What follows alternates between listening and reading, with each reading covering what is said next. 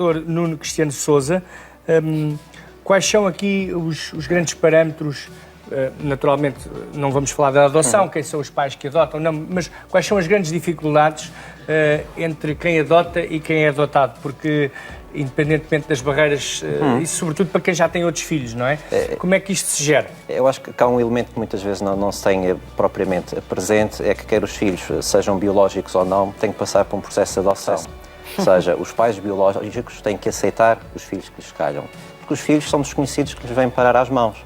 Obviamente que quando são filhos biológicos é mais fácil os pais começarem a fantasiar, a imaginar que vai ser este, vai ser aquele, e portanto cria-se uma espécie de ligação antes de haver uma criança real, uma criança que já começou a ter uma personalidade.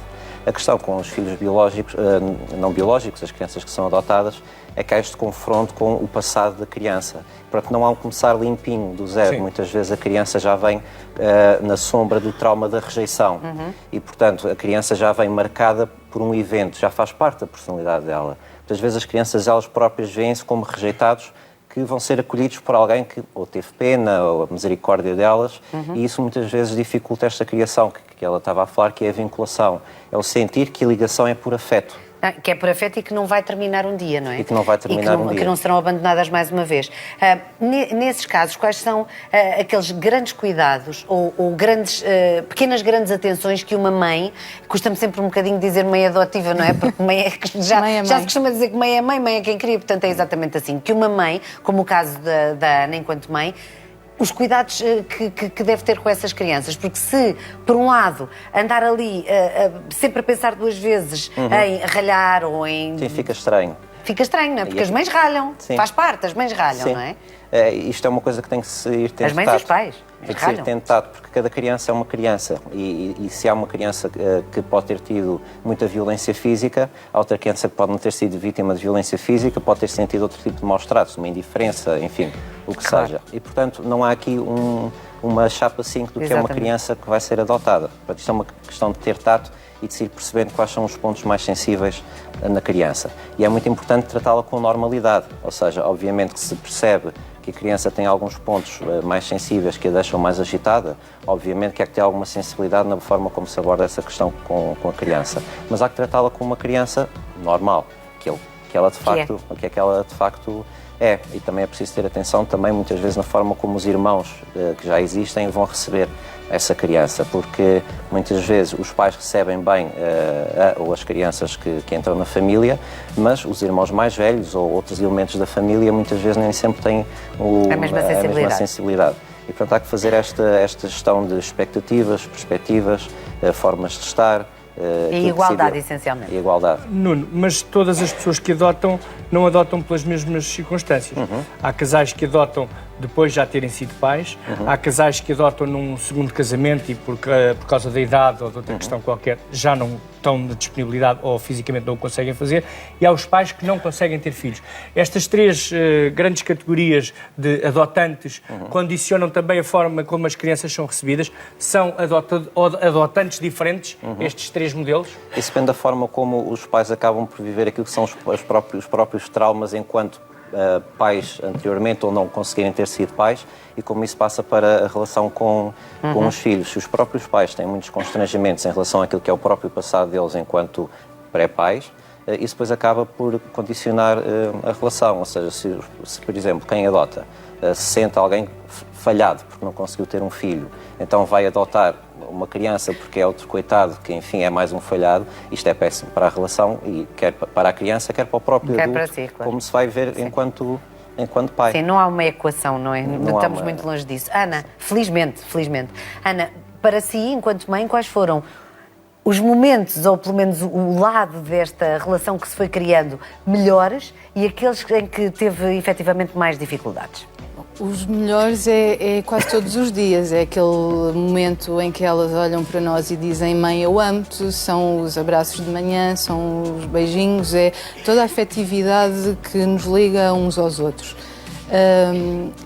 Os momentos mais difíceis, há aqueles que são iguais para todas as mães e seja lá qual for o tipo de maternidade, não é? As birras, etc. Agora, falando no caso concreto da adoção, eu acho que a grande dificuldade é o passado. Sim. É nós sermos Não capazes... estava lá. A Ana não estava lá. Exatamente, não estava lá. E, portanto, não há uma borracha que apaga, nem deve haver uma borracha que apaga o que está para trás. E, portanto, nós temos que todos os dias aprender a lidar com o passado, com as memórias, não diabolizar os pais biológicos e os erros que eles cometeram e que levaram as minhas filhas a uma instituição. E isso é um grande desafio. Principalmente quando as ouvimos dizer que têm saudades, ou que isto, ou que aquilo, nós temos que saber aceitar isso. Isso nem sempre é fácil, porque às vezes pensamos, porquê é que tens que ter saudades deles? Porquê é que eu só não te basto? E isso é difícil, mas tem que ser feito. Isso deve ser muito difícil, de facto. Mãe Ana, essa é uma questão de humildade, porque temos que aceitar, é quase uma criança que já veio desembrulhada, não é? Um filho nosso está embrulhadinho na caixa, nós somos responsáveis pelas suas primeiras utilizações. Aqui um filho já traz esse passado. É uma lição de humildade, perceber que há um amor que se tem, e que essas crianças têm naturalmente aos pais biológicos. Gerir isso dá-vos assim um traquejo muito grande, calculo eu, afetivamente, porque não há de ser fácil. Não é fácil, claro que não é fácil, até porque nós, enquanto adultos, e tendo acesso ao processo e a tudo o que aconteceu antes, sabemos bem qual foi o lado mau e porque é que as coisas aconteceram. Mas acho que temos que ter muito cuidado com a mensagem que passamos às crianças, porque há certas coisas que elas não têm idade para perceber, poderão perceber quando forem mais velhas, e na cabeça delas houve um pai e uma mãe que eram bons e que elas não percebem muito bem porque é que já não são pais delas. E deixaram de ser pais delas, sendo pais biológicos para sempre naturalmente, com que idades é que elas tinham? Quando é que foram para a instituição?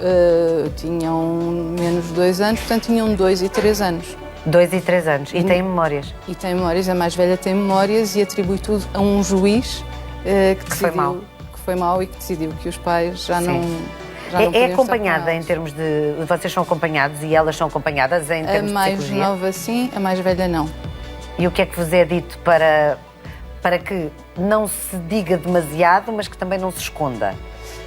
Isso eu acho que é uma coisa que nós aprendemos muito no processo antes da chegada das crianças, nas formações todas que a Santa Casa da Misericórdia vai fazendo, que é, elas têm que saber a verdade desde o primeiro momento. A adoção tem que ser uma coisa que faz parte da nossa vida, nunca ser escondida, mas sempre com muito cuidado para não estarmos a diabolizar o que vem para trás.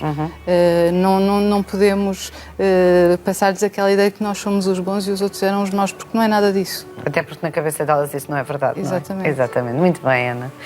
Ai, meu Deus, conversas maravilhosas que tivemos aqui hoje, não foi? Nuno, muito obrigada também por ter vindo ao Agora Nós. É psicóloga clínica, há de ter estes e outros casos, não é? Bastante. E, Ana, continuação de uma vida muito feliz, Obrigada. com os altos e baixos que todas as famílias têm. Não há famílias perfeitas e isso é maravilhoso, não é? Obrigada por terem vindo. Muito obrigada.